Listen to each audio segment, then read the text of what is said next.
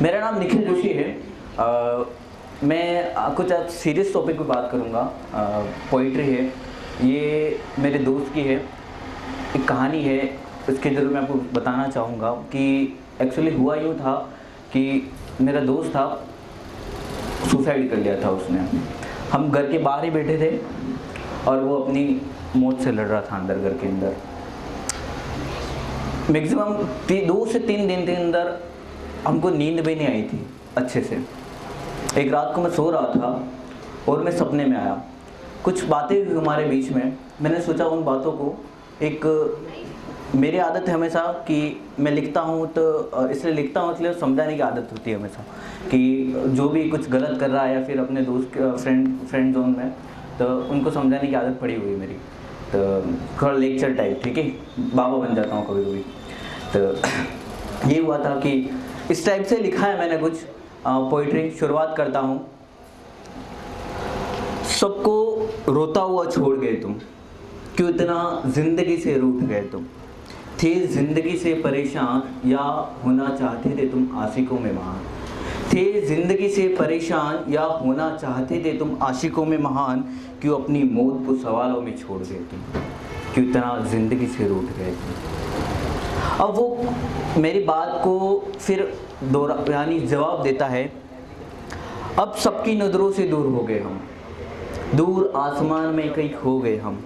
अब बेफिजूल है मेरी यादों से लिपट कर रोना उसका। अब बेफिजूल है मेरी यादों से लिपट कर रोना उसका। अब कह देना ज़मीं को चादर बना कर सो गए हम, ज़मीं को चादर बना कर सो गए।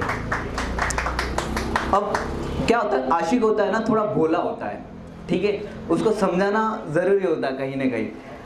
वो बातें भोले टाइप की कर रहा है। तो अब मैं उसको बोलता हूँ, मैं क्या थोड़ा तीखे मिजाज का हूँ, तो कोई बात बोलता हूँ तीखे मिजाज का हूँ, भैया भी बैठे हुए तो उनको भी कभी कभी मेरी बात बुरी लग जाती है। तो मैं बोल रहा हूँ, मैं बोलता हूँ कि बिलक बिलक कर रो रही होती तो कुछ और होता, तकलीफ़ में होती तो कुछ और होता। तेरे बाद उसने एक आंसू तक नहीं बहाया, तेरे बाद उसने एक आंसू तक नहीं बहाया। तेरे बाद वो भी ना होती तो कुछ और होता।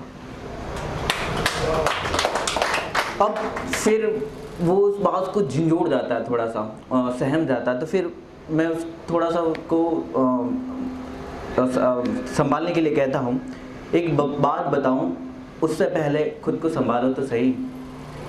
तुम्हारे मर जाने का शौक सिर्फ एक दिन मनाया गया, तुम्हारे मर जाने का शौक सिर्फ एक दिन मनाया गया। तुम्हारे मर जाने पर वो जश्न मना रही है, उसे पहचानो तो सही।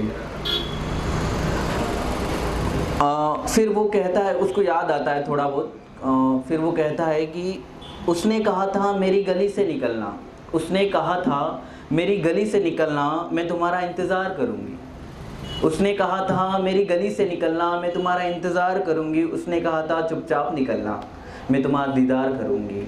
उसने कहा था चुपचाप निकलना, मैं तुम्हारा दीदार करूँगी। मेरे जाते ही उसने अपने खिड़की दरवाज़ों पर कुंडी दे दी। ये हकीकत बात है। वो लड़की 2 दिन तक अपने घर से नहीं निकली थी। मेरे जाते ही उसने अपने खिड़की दरवाज़ों पर कुंडी दे दी और मैं ही पागल था, और मैं ही पागल था। उसके एक इशारे पे अपनी जान दे दी, उसके एक इशारे पे अपनी जान दे दी। उसको सब याद आ जाता है। इसलिए फिर मैं कहता हूँ, तुम्हारे बाद तुम्हारी माँ का क्या होगा ये सोचा तुमने।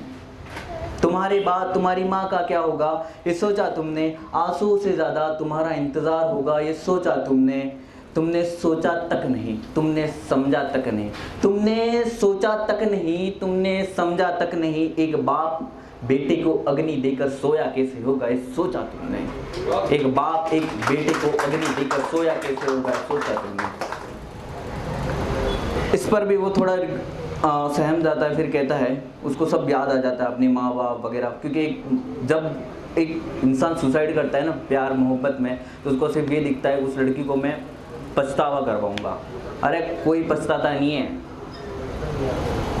तो वो कहती है, वो कहता है मेरी कमी का पहाड़ तो सब पे ढाया होगा, चलो छोड़ो यादों का कारवा आंसू में बहाया होगा। मेरी कमी का पहाड़ तो सब पे ढाया होगा, चलो छोड़ो, यादों का कारवां आंसुओं में बहाया होगा। जो मेरे इंतज़ार में मुझसे रूठ कर बैठी है, जो मेरे इंतज़ार में मुझसे रूठ कर बैठी है, उसके आंसुओं को पोंछ कर, उसे मनाकर, उसे खाना खिलाकर किसने माँ कहा होगा। उसके आंसुओं को पोंछ कर, उसे खाना खिलाकर किसने माँ कहा होगा। फिर मैं कहता हूँ, उसके वो याद भी कर रहा है तो फिर भी मैं उसको टोन करता हूँ। फिर मैं कहता हूँ, तूने उनकी आशाओं को गुल्लक को तोड़ दिया, उनकी जान को हलक से निकाल कर निचोड़ दिया। तूने उनकी आशाओं के गुल्लक को तोड़ दिया, उनकी जान को हलक से निकाल कर निचोड़ दिया। ये इल्ज़ाम तुझ पर सभी लगा रहे हैं, ये इल्ज़ाम तुझ पर सभी लगा रहे हैं। तूने उनको एक जिंदा लाश बनाकर छोड़ दिया। अब कोई नहीं कहता उसके बाद। अब माँ बाप होते हैं ना कि अगर बेटा मर गया तो उनके वो एक जिंदा लाश ही है। फिर अब सभी के लिए है, कवि की तरफ से ये कुदरत भी कभी कभी बेरहम किस्सा लिख देती है। ये कुदरत भी कभी कभी बेरहम किस्सा लिख देती है, किस्मत में दर्द का छोटा सा हिस्सा लिख देती है। कभी कभी कोई रोए गिड़गिड़ाए कहाँ सुना जाता है, कभी कभी कोई रोए या गिड़गिड़ाए कहाँ सुना जाता है। कभी कभी ईश्वर भी पत्थर का हो जाता है, कभी कभी ईश्वर भी पत्थर का हो जाता है। Thank you. आप सभी से मेरी पोइट्री यही समाप्त होती है, लेकिन आप सभी से एक रिक्वेस्ट है कि हमारे आसपास में बहुत सारे लोग होते हैं ऐसे जो लाइक डिप्रेशन में होते हैं, लाइक बहुत सारी, मैं खुद भी जूझा हूँ उस चीज़ से, ठीक है।